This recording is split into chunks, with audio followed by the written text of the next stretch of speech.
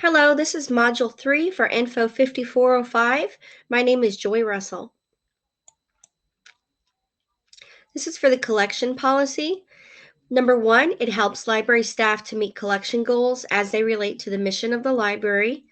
It informs the library's patrons about the principles by which materials are selected for inclusion.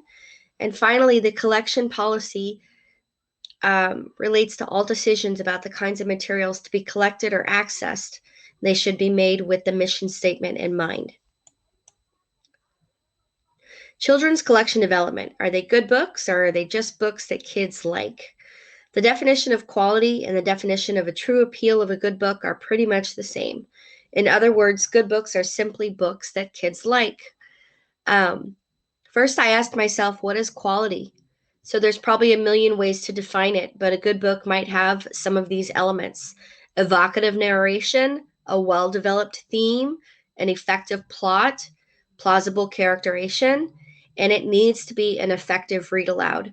I always look at books and whether or not they're going to be effective read alouds when I'm selecting one for our policy. My policy.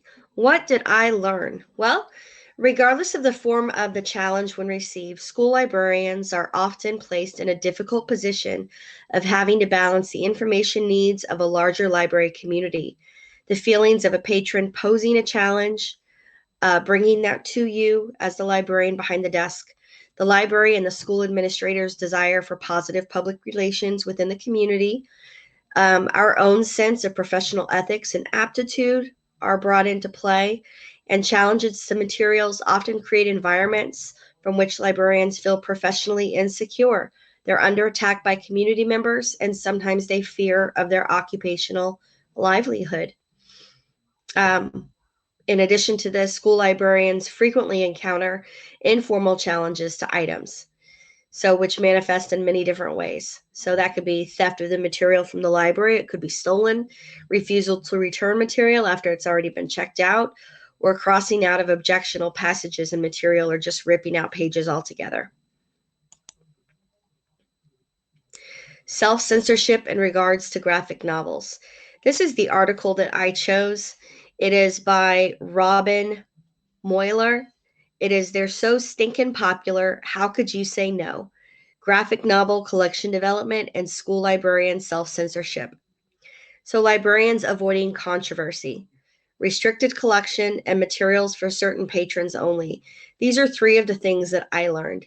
And so because of the kind of pressure that librarians are receiving, librarians will attempt to avoid controversy by creating a less public, restricted offshoot within their library collection, in which they keep material that they think may possibly be challenged.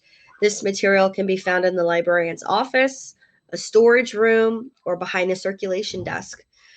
These are all places where controversial materials are stored so that they're out of the main collection, but they're still available for patron use upon request.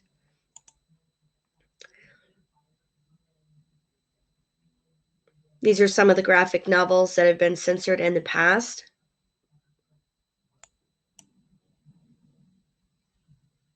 These are my references. The article that we were asked to choose from the Willis database, Children's Collection Development, Good Books or Books Kids Like, and the article by Robin Moeller and Kim Besnow.